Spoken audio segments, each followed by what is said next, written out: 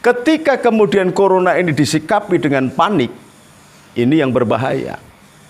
Sekarang ini orang pating celomet. Yang satu mengatakan corona itu tentara Allah. Yang satu corona itu berasal dari virus babi. Maka yang diserang orang-orang yang makan babi. Corona itu berasal dari azab. Enggak ada azab. Sudah enggak ada azab lagi. Sudah enggak ada hukuman Tuhan lagi ketika Rasulullah sudah berdoa bahwa dia meminta kepada Allah agar dihindarkan balak dan bencana serta azab yang sangat luar biasa yang menimpa Nabi Nuh, yang menimpa Nabi Lut, yang menimpa Nabi Ayub. Dihindarkan. Sudah enggak ada. Lalu apa? Sekarang ini dari pating celomet itu, mata kemudian memandang bahwa ternyata di balik virus corona ini ada manusia-manusia yang sangat tidak memiliki nurani terhadap bangsa dan negaranya.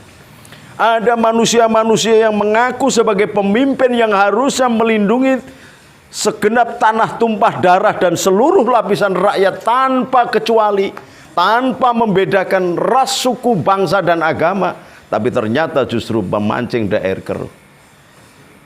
Dan ternyata Allah menunjukkan bahwa corona, saya sendiri menjadi korban yang tidak bisa berangkat umroh. Wakil Presiden Iran terkena. Deputi Menteri Kesehatan Bahrain terkena. Anaknya Raja Arab, pangeran-pangeran Arab terkena virus corona. Bahkan konon 2 menteri kita juga terkena, atau bahkan lebih. Ini artinya bahwa yang pating cerowet itu tidak benar sama sekali karena tidak mengeluarkan pernyataan-pernyataan yang keluar dari hati, tetapi menunggangi agenda corona ini dengan agenda politiknya mereka yang pada intinya orang-orang yang gila syahwat kekuasaan ingin mendompleng menghancurkan Jokowi. Ini yang perlu diwaspadai. Nah, ternyata sampai di mana-mana corona.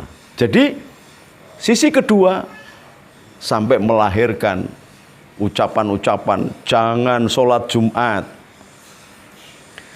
jangan sholat berjamaah, jangan ke gereja. Bahkan ada doa yang di agama Kristen itu mencium salib itu tidak dianjurkan untuk mencium salib.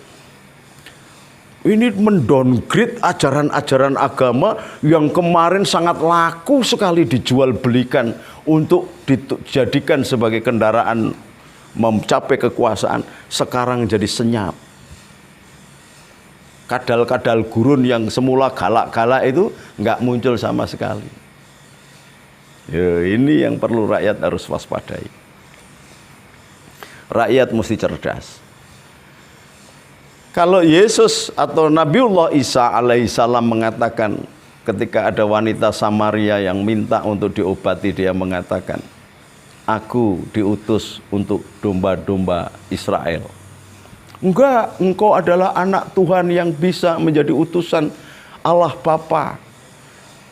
Lalu dijawab oleh Yesus, oleh Isa, engkau diselamatkan oleh imanmu.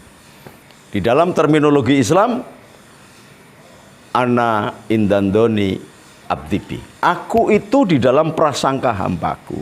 Ketika hambaku itu berprasangka negatif tentang sesuatu, bukan hanya corona, maka aku juga akan menyetujui prasangka itu dan melaksanakan prasangka buruk itu. Ketika ada hambaku yang berprasangka positif tentang segala sesuatu, maka Allah juga akan berprasangka baik dan melaksanakan. Maka metabolisme tubuh ketika seseorang berprasangka baik tentang segala sesuatu, tentang kebesaran Tuhan, tentang kodrat irodatnya Allah, bahwa Allah itu innallaha ala kulli syai'in qadir, maka akan muncul metabolisme tubuh yang mengeluarkan zat antibodi melawan corona. Bahwa itu mati sudah ada jatahnya. Kullu nafsin dha'iqatul maut, pasti mati.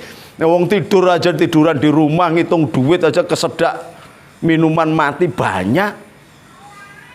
Yang baru saja pesan-pesan kepada tukang-tukang karena dia pemborong pulang ke rumah mau mandi, mati banyak. Tidak seribut begini.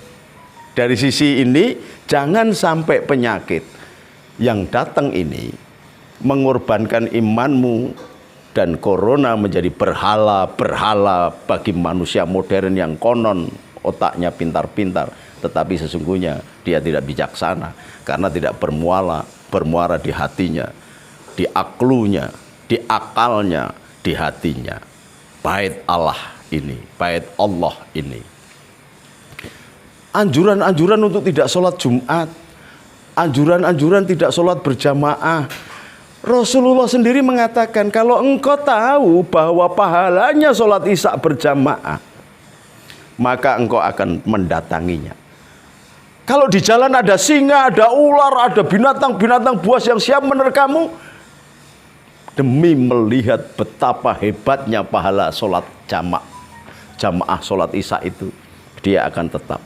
Bahkan ketika orang itu lumpuh, dia akan merangkak untuk sholat isya berjamaah. Nah kalau kemudian hanya gara-gara corona, ini memangnya Gusti Allahnya itu corona, penyakit, apa Allah yang menjadikan corona itu?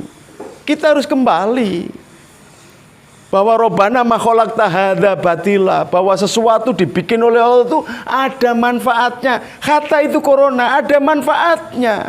Dengan begitu kemudian kita menyadari betapa ada titik lemah di pemerintahan, di distribusi, di kohesivitasness, nilai-nilai persatuan Pancasila ini ternyata kita ini masih kosong, masih rapuh. Dasar negara ini hanya di mulut saja, bahkan banyak menteri yang tidak hafal, termasuk lagu Indonesia Raya aja tidak hafal. Padahal dia lahir, besar, mati, makan, tidur, beranak pinak, beristri di negeri ini. Ini menjadi pembuka dan kita mestinya berterima kasih kepada Allah. Jangan kemudian kita menyampingkan Allah ketakutan kepada corona. Tetapi ya jangan kemelinti, gitu loh.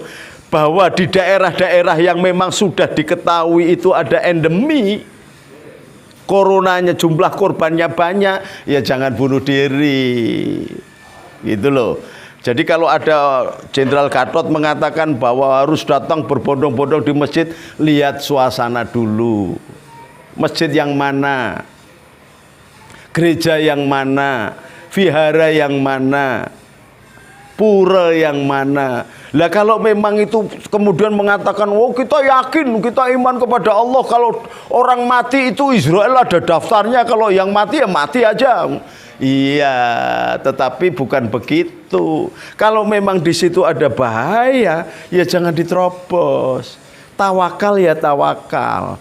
Jangan kemudian karena yakin innallaha ala kulli syai'in qadir, yakin dengan kodratnya Allah, tapi ya jangan jalan di atas rel dong. Sudah tahu bahwa itu rel kereta. Kita kalau nggak mati ya nggak mati ya. Kalau di jalan di lindes kereta ya siapa orang yang nggak mati. Bahwa kita percaya kepada Allah, iya, iman kepada Allah, iya, ning jangan kemelinti, jangan takabur, jangan sombong, tetapi jangan terlalu ketakutan, kemudian menjadi paranoid, dan itu melumpuhkan tidak hanya metabolisme tubuh, tetapi melumpuhkan ekonomi Indonesia. Kalau ekonomi Indonesia, maka Jokowi nggak usah ditembak, Jokowi nggak usah diturunkan, Jokowi nggak usah didemo, Jokowi nggak usah dilengserkan, dia lengser sendiri. Karena apa? Rakyat betul-betul akan menjadi serigala demi menyelamatkan perutnya, menjadi homo homini lupus, tidak mengenal lagi sekat, ras, suku dan agama, tidak peduli. Dan kalau ini sampai terjadi, ini lebih berbahaya dibanding dengan dolar naik menjadi 15 ribu. Kita belinya juga pakai rupiah aja, kenapa kita takut dengan dolar yang naik sampai 15 ribu? Oke saudara, hati-hati perlu, iman perlu, tetapi terlalu ketakutan jangan. Indonesia masih panjang. Kita lestarikan bangsa dan negara ini dengan sikap optimisme. Rawe, rawe rantas, malang, malang tuntas. Kita basmi segala bentuk virus. baik yang datang dari virus yang dilembut atau virus ideologi bangsa. Assalamualaikum warahmatullahi wabarakatuh. Merdeka!